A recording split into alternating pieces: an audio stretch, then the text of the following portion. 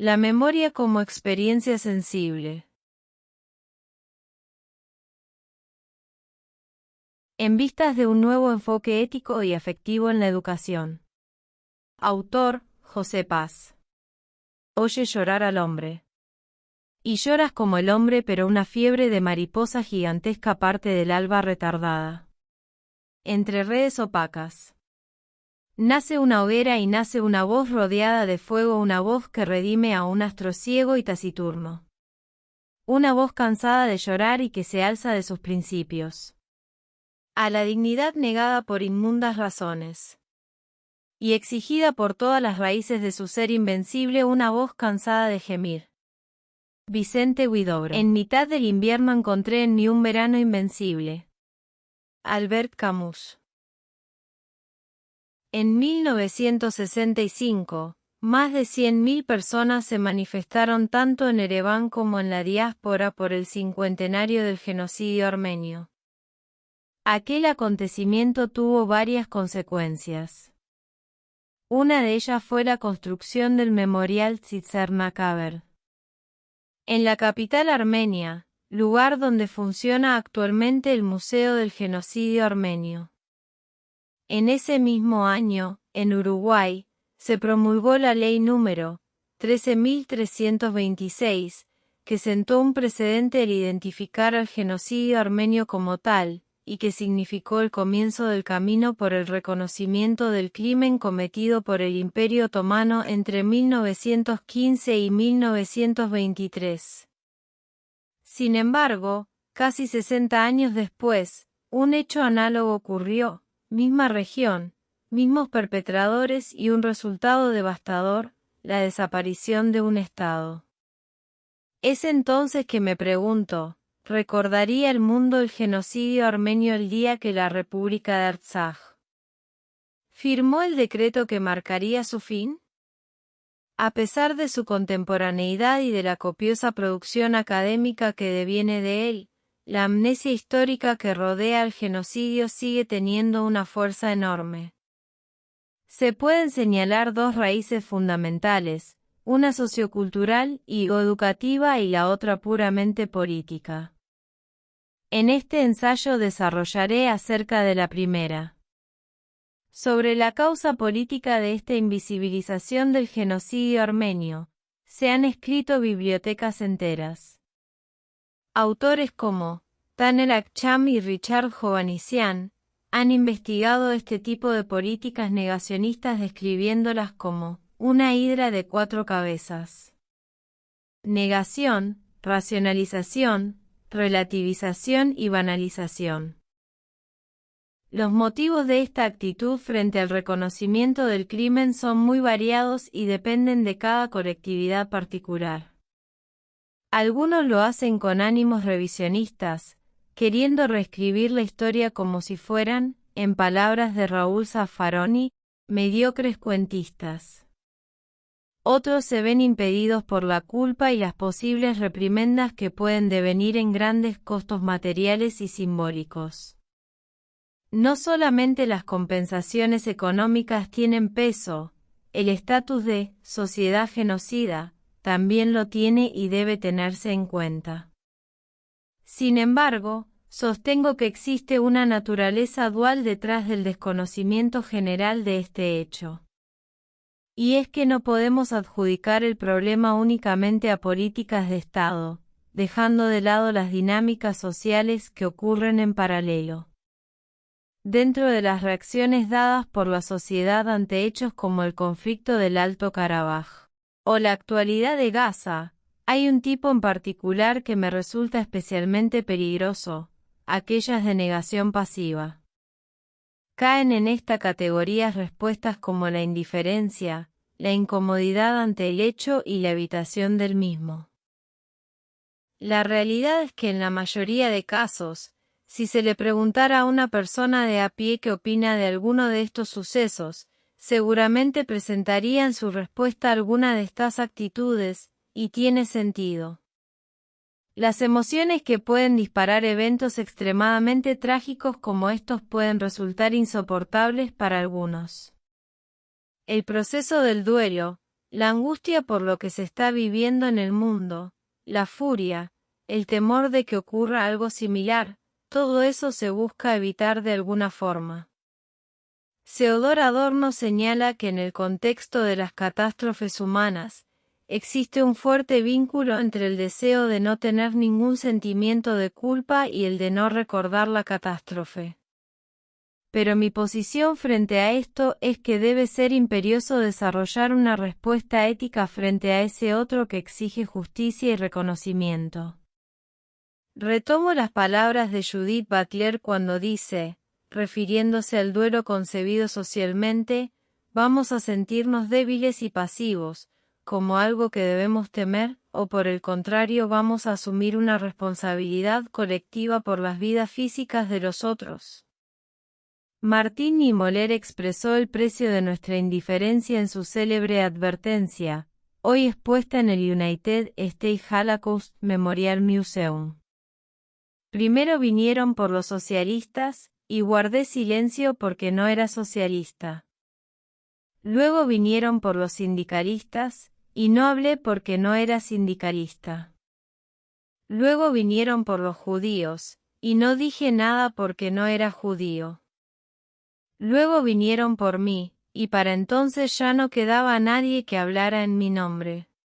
Nuestra existencia es heterónoma, el otro participa de mi identidad y lo que le acontece no es ajeno a mi propia condición. Pienso entonces en Julia Kristeva, quien se refirió al objeto de la siguiente manera, del objeto, el objeto no tiene más que una cualidad, la de ponerse el yo. Dice además que, sin embargo, debemos entender que el objeto también nos constituye.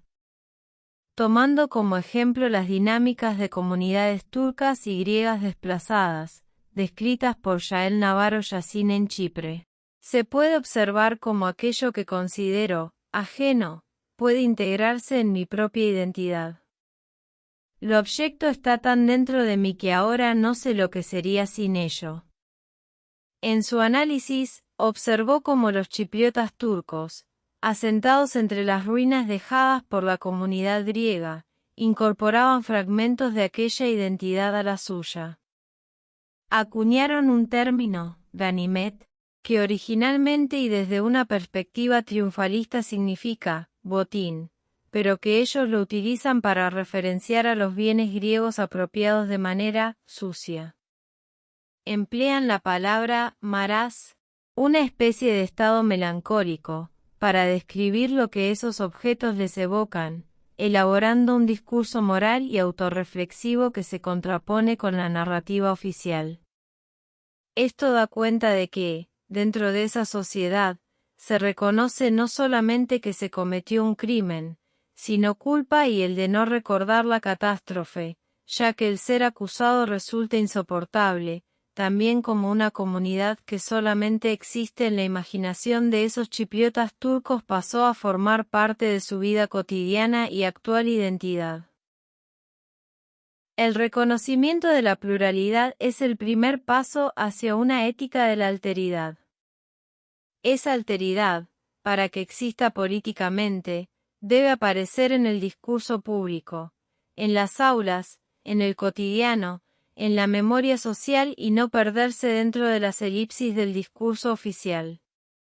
Trayendo de vuelta a Butler, podemos decir que la vulnerabilidad se sostiene en el acto de reconocimiento y éste tiene el poder de reconstruir la vulnerabilidad. Pronto, cuando la alteridad se hace presente, el duelo se vuelve ineludible. El duelo revela nuestros lazos a veces ignorados, los que conforman a esos tú y yo. Su verdadero dilema es que nos muestra que, con la muerte de otro, una parte nuestra también muere, transformándonos de manera trascendental e irreversible. Dar un rostro, un nombre, un relato vital al otro, es lo que permite comprender que su desaparición no es ajena a mi propia vida. Ese rostro me interpela con su ruego irrecusable. La última expresión del duelo es, por tanto, la acción. Identificar a ese otro como una parte esencial de mí y elaborar un duelo con respecto al que permita construir mi subjetividad y actuar en consecuencia, acudiendo a su pedido de justicia que me es propio. El punto de encuentro entre narración y educación es, en primer lugar, la lectura, acompañada de otras prácticas que Joan Carles Melich denomina dispositivos activadores de la memoria. La lectura no solo recupera la voz de quienes están ausentes, sino que también permite que quienes reciben esos relatos se apropien de la experiencia y la transmitan. En este sentido, el testimonio ocupa un lugar central. Escuchar y leer las voces de quienes sobrevivieron no es un simple ejercicio histórico, sino un acto que devuelve humanidad y evita que la memoria se convierta en letra muerta. Octavio Paz, al referirse a la actividad del poeta, dice algo que considero pertinente: el poeta no es un hombre rico en palabras muertas, sino en voces vivas. Siento que cualquiera que esté involucrado con el ámbito educativo debería compartir esta característica con ellos. Frente al dictado que cae sobre las hojas sin ser comprendido, la educación debe privilegiar la escritura y la narración reflexiva. No se trata únicamente de aprender fechas, sino de elaborar sentidos, emociones e interpretaciones que mantengan vivo el pasado y lo vinculen con el presente. La memoria, en este sentido, no es repetición inerte, sino conciencia de que lo leído está entramado con nuestra actualidad. Cuando un estudiante escribe sobre un acontecimiento como si lo recordara, convierte el pasado en parte de su presente y, al hacerlo, abre la posibilidad de un futuro distinto. El aula se transforma así en un espacio de memoria donde el objetivo último es devolver la voz a los ausentes y construir una identidad colectiva. Respetando siempre, como ya dije, la pluralidad de nuestra sociedad y la existencia de múltiples memorias en disputa. Saramago. En Todos los nombres, hace una observación acerca de lo absurdo de separarnos a nosotros, los vivos, de los muertos. Y es que por más que sean antónimos, en el contexto de la historia no podemos hablar del presente o el porvenir sin antes observar el pasado. En concreto dice que, resulta también un absurdo desde el punto de vista de la memoria, ya que si los muertos no estuvieran en medio de los vivos más tarde o más temprano acabarían por ser olvidados, y después, con perdón por la vulgaridad de la expresión, es un engorro descubrirlos cuando los necesitamos, y ya se sabe que antes o después eso ocurrirá. También, cuando las fuentes primarias de la historia nos imponen sus límites, la imaginación cumple un rol pedagógico decisivo. Como señala Melich, aquello que no se puede conocer, se ha de imaginar. La imaginación, en cierto modo, nos permite aproximarnos a lo indecible y que de otro modo sería, a lo sumo, inaccesible. De ahí que la tarea educativa no pueda limitarse a explicar el pasado desde conceptos o categorías frías, convirtiendo la actividad de rememorar en algo puramente mecánico, sin existir una verdadera empatía con el relato. Es preciso que establezca un vínculo afectivo con aquello que transmite, porque sólo así el recuerdo se transforma en experiencia compartida y no en una lección distante y ajena a uno.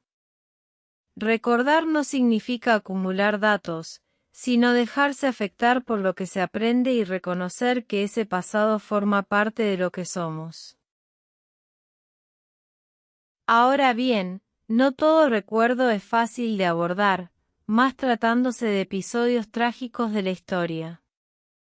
Existen dimensiones dolorosas de ella que producen rechazo y justamente por eso tienden a silenciarse.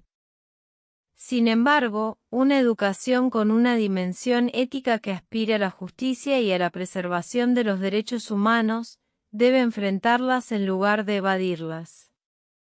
Aprender a convivir con esas heridas de la memoria es un modo de reconocer que también nos constituyen, y que solo confrontándolas podemos evitar que se profundicen. Debemos procurar algo más que un currículo en el que figure el nombre de este o aquel conflicto. Lo que propongo es un giro a la manera en la que se enseñan esos temas. No degradar el testimonio y el relato empírico, singular y subjetivo, a un segundo plano accesorio. La riqueza que pueden aportar es significante en la medida en la que movilizan a su receptor y lo interpelan.